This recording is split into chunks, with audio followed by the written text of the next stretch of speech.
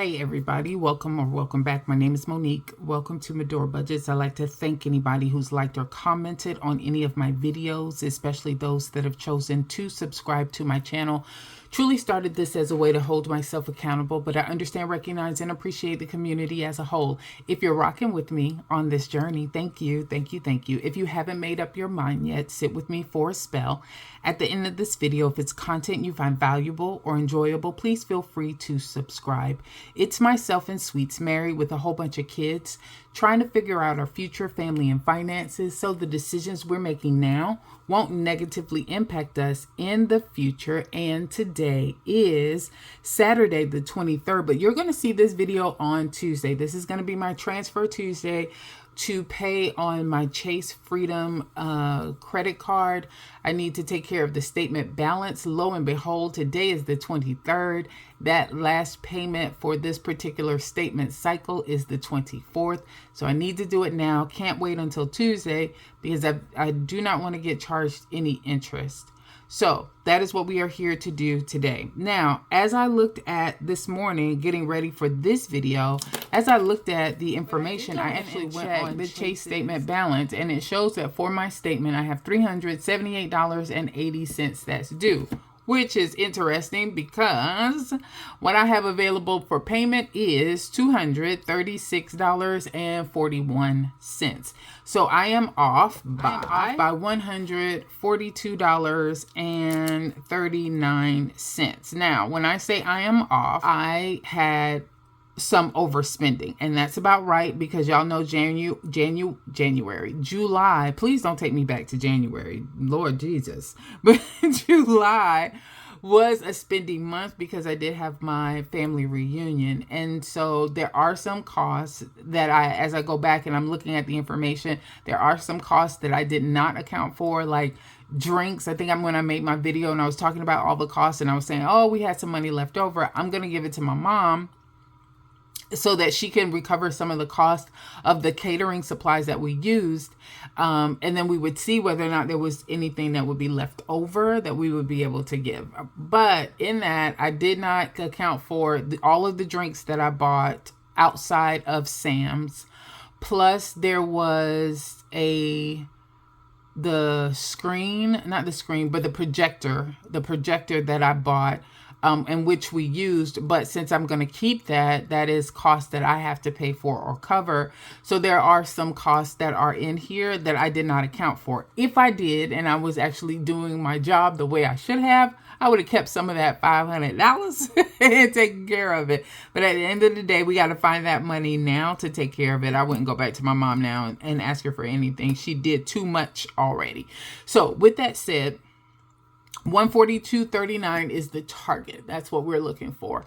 What I am going to do, so one of the things I recognize is I can very easily go into my account and pay the whole $378.80 out of my Chase checking account because I have that money available in there. So when I go under plan, if I go to Chase, which is what I am under now, it will show you that I have available in that account, I have $668.99. I could very easily pay this $378.80. But the thing about YNAB is like, okay, where am I pulling this money from? Am I taking it from food? Am I taking it from your home? Am I taking it from home supplies? Am I taking it from gas? Where am I supposed to find the rest of this money out of here? And I'd already started to make some of those moves already myself in there, and I'll just very quickly just show you kind of what it looks like. So this is what it's telling me they know that I spent and I need to be able to cover. This is all of the money that's still available in that account that I can add to make sure I have enough to cover this statement balance. If I decide I wanted to remove some money, so say I take my personal is funded and it's $33.66 left, I could always click on that and I could say I want to take $366, this is just an example, $366 out of that, and I want to move it, and it will let me move it to the Chase card. So Chase Freedom payment card, I can always click on that right there and say that's where I want to move that $366, and when I do that, it brought this down to $30, and then this went up to $240.07. So that's what I was going in and doing, was changing some of these things up so that I know where I'm pulling this money from to pay for that.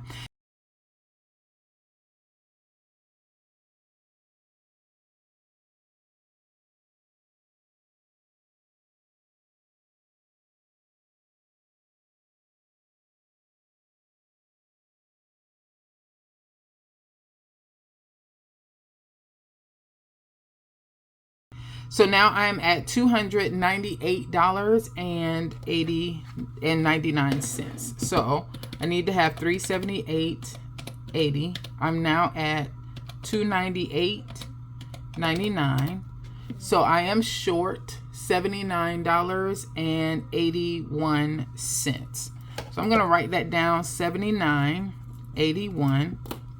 And I'm going to go to here and go to I had not distributed that $75 from before, so I'm just going to remove that out. I'm going to take this $776 from emergency. 76 from emergency. We're going to put that into why is this thing acting up? All right, let's go down, and I am going to go to WTH, core savings, hit OK. All right, and I'm going to take, now I have $82.94. So I'm going to move all of that up to the Chase Freedom card. And then I need to remember that was 82, it's actually 82.94, because I need to go into Ally, move that money, and put it into my Chase checking account to cover these costs. Remember, all of my sinking funds are in my high yield savings account in Ally, and my day-to-day expenses and where I make my Chase Freedom payment from is in my Chase checking account. So I need to move $82.94 from the WTH category over into my Chase checking account to help account for these costs. So that's $82.94. I'm going to hit OK. There you go. Now Chase Freedom has $381.93. So let me put here, move from Ally. And then we're going to make a payment of $381.93 as the total. And that takes care of the statement balance, and that just puts a couple of extra dollars on there. Alrighty, so let us go over into our Chase account. One moment and I will be right back. All right, we are back, and as you can see here, don't know if that is coming through okay for you guys to see, but my remaining statement balance is $378.80. It tells me that I am about to pay off a loan. Oh, okay. Yeah, but I want to do another amount because I want to do this extra on here. So $381.93.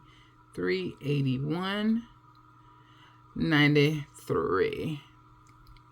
Yeah, that's it. Done. Okay, yes. Next. And next.